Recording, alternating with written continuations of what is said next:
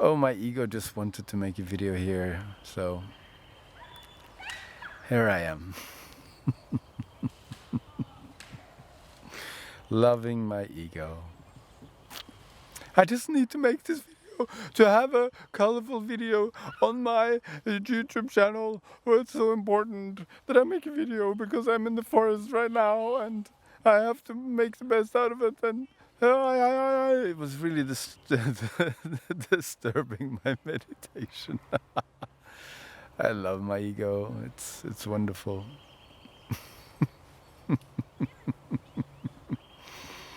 I hope we can all laugh about our egos and our personalities and all our patterns and pains and whatever in this time.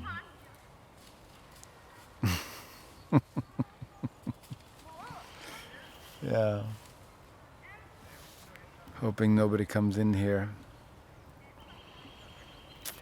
I love this forest. Although in Berlin you're never quite alone, but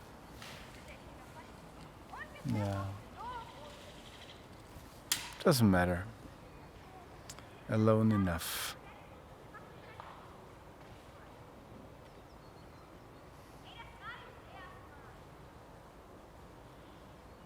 My personality thought and my ego, I have so much to say, I have to channel so many, and I have to be so clever, and I have to reach 100,000 followers, and I have to, because then I will be important, then I will be somebody, then I will have fulfilled some purpose or done something good, and then I will be good.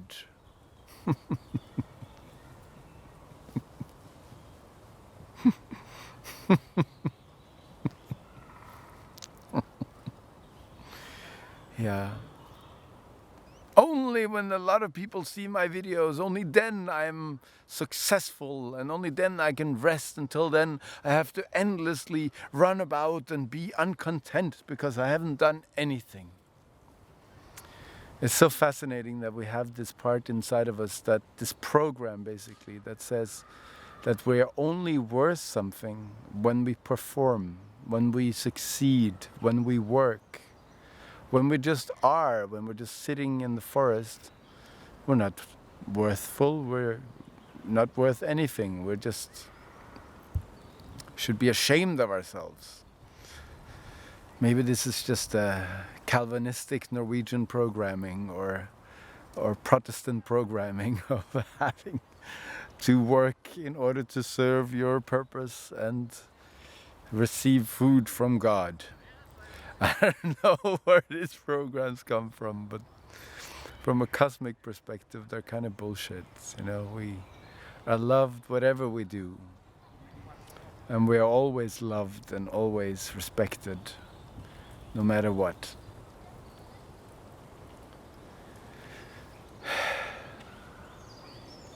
And that's hard to take in, I guess.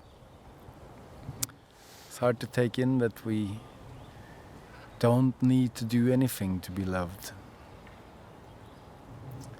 The love is inside of us, so we don't need to be beautiful, we don't need to be successful, we don't need to be rich or live without anything. We don't really need to do anything to be loved. And that's quite a hard thing to take in as a human.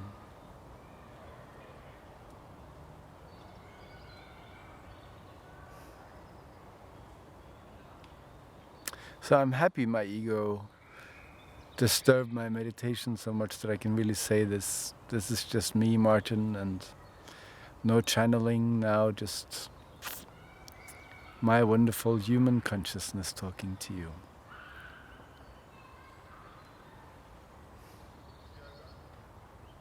So what do you need to do in order to be loved? What are your love requirements?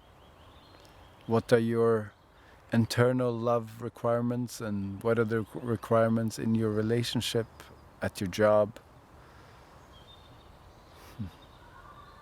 Can we actually let go of having to do anything in order to receive food, shelter, and love?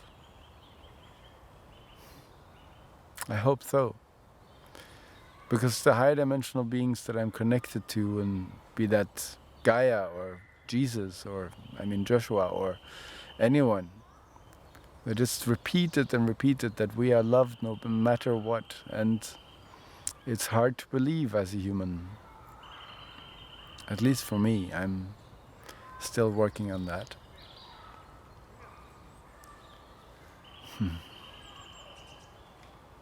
So this is an invitation to you to go inside and really see what do you need to do in order to be loved, in order to be forgiven, in order to be blessed with everything that you want. And maybe that's just a negative program that we don't need anymore. I challenge you to challenge those programs in you.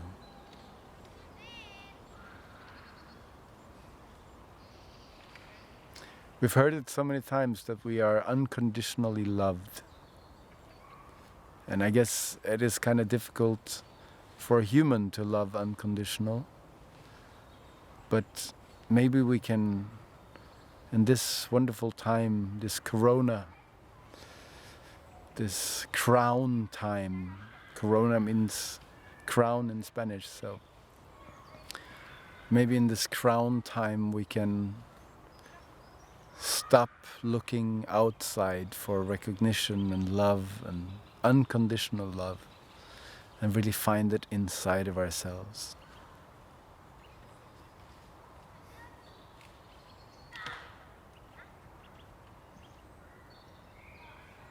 For example, when I look at the mirror image of me right now, I see an old man, I see my eyes swollen up, and I see lots of faults. I don't see beauty, I see imperfection, and that's me. Without makeup, just how I am. And I'm hoping that I'm lovable. Bullshit. I know I'm lovable. Or somewhere in between. There are many parts inside of me, and yeah, that's another thing. I mean, do you talk to your inner kindergarten?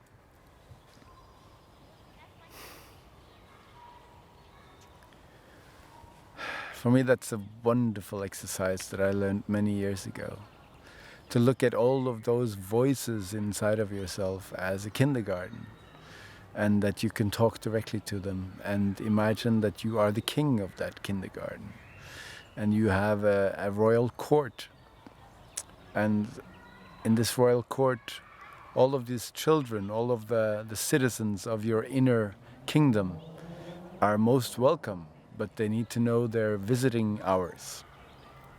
So if they know their visiting hours, they can come in and present their case to you, the king or queen, and you will listen to them instead of reject them and push them down into a hole of subconsciousness again. You can actually love them, accept them, but do not let them take over. So by allowing to have this arena, this courtyard, this royal courtyard where they can present their case and be heard and be loved, I've experienced over so many years now that this inner peace just becomes bigger and bigger and bigger, the more of these inner parts that I love instead of reject. So I guess we are all children, and all of our parts, all of our subconscious emotional parts are children that wants to be loved. And if we look at each other that way as well, we might be more compassionate and more loving. And I hope that inspires you to love yourself even more deeply. Wish you all the best in this crown times. I hope you feel enlightened and at one with everything, no matter what happens in your life.